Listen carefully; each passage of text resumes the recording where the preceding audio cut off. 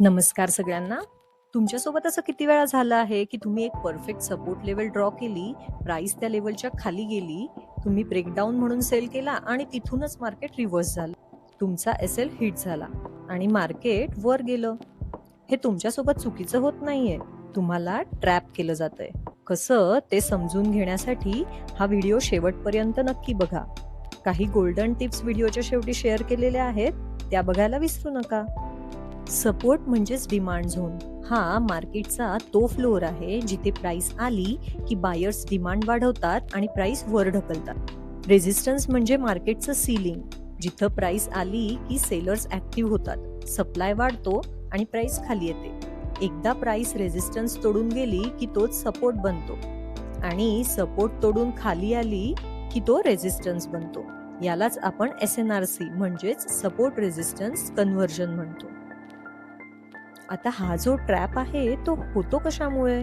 तर लिक्विडिटीमुळे. लिक्विडिटी म्हणजे पैसा. आपल्याला एका गावापासून दुसऱ्या गावाकडे जायला गाडीमध्ये फ्युएल टाकावं लागतं, बरोबर? ते तुम्ही किती भरता त्यावर तुम्ही किती डिस्टन्स कव्हर करता ते डिपेंड करतं.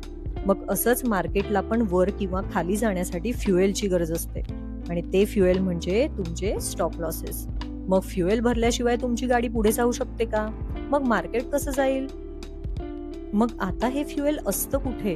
तर सपोर्टच्या खाली बाय करणाऱ्यांचे एसएल असतात, म्हणजेच सेल ऑर्डर्स, आणि रेझिस्टन्सच्या वरती सेल करणाऱ्यांचे एसएल असतात, म्हणजेच बाय ऑर्डर्स. मग बिग प्लेयर्स काय करतात? बिग प्लेयर्स म्हणजेच FIDI मोठी ऑर्डर एक्झिक्यूट करण्यासाठी प्राइस मुद्दाम या लेवलच्या बाहेर ढकलतात, ज्यामुळे त्यांना तुमच्या स्टॉप लॉसेस मधून मोठी लिक्विडिटी मिळेल, म्हणजेच फ्युएल मिळेल.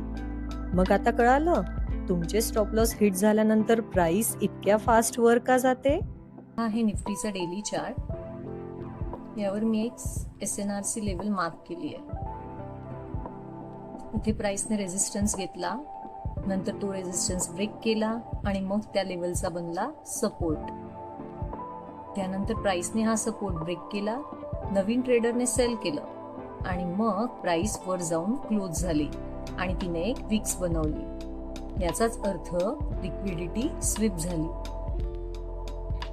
आता इथं आपल्याला बाय करायचं असेल तर स्वीप कॅन्डल नंतर जेव्हा ग्रीन बुलिश कॅन्डल येते तेव्हा आपण बाय करतो आणि एसएल स्वीप कॅन्डलच्या लोला ठेवतो आणि असंच रेझिस्टन्सलाही होतं.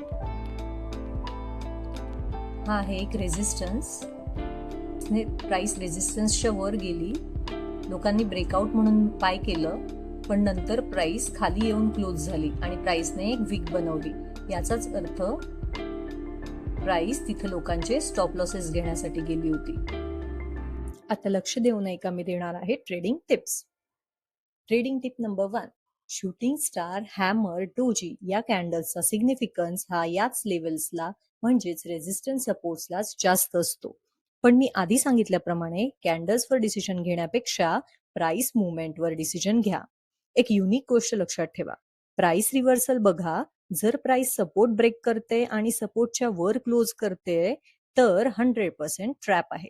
मार्केटला लोकांच्या इमोशन्स सोबत खेळू द्या, तुम्ही फक्त प्राइस मुवमेंटवर लक्ष द्या. ट्रेडिंग टिप नंबर 2, जेव्हा प्राइस रेंजमध्ये असते तेव्हा तुम्ही सपोर्ट जवळ बाय आणि रेझिस्टन्स जवळ सेल करू शकता. पण जेव्हा प्राइस ट्रेंडमध्ये असते तेव्हा ती डाऊन ट्रेंडमध्ये असली तर सपोर्ट तोडत जाते आणि अप ट्रेंडमध्ये असली तर रेझिस्टन्स तोडत जाते, हे लक्षात असू द्या. टिप नंबर 3, सपोर्ट रेझिस्टन्स किती वेळा टेस्ट झाल्यावर वीक होतो?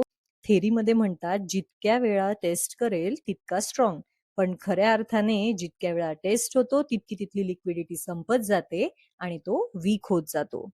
ट्रेडिंग म्हणजे फक्त लाईन्स ड्रॉ करणे नाही, तर समोरच्या ट्रेडरचा विचार समजून घेणे.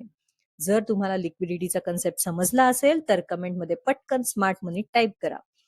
जर तुम्हाला हा व्हिडिओ युजफुल वाटला असेल तर युट्यूबला दाखवा की हा व्हिडिओ युजफुल आहे. एक कमेंट नक्की करा, लाईक करा आणि अशाच ऍडव्हान्स स्ट्रॅटेजीसाठी सबस्क्राईब करा.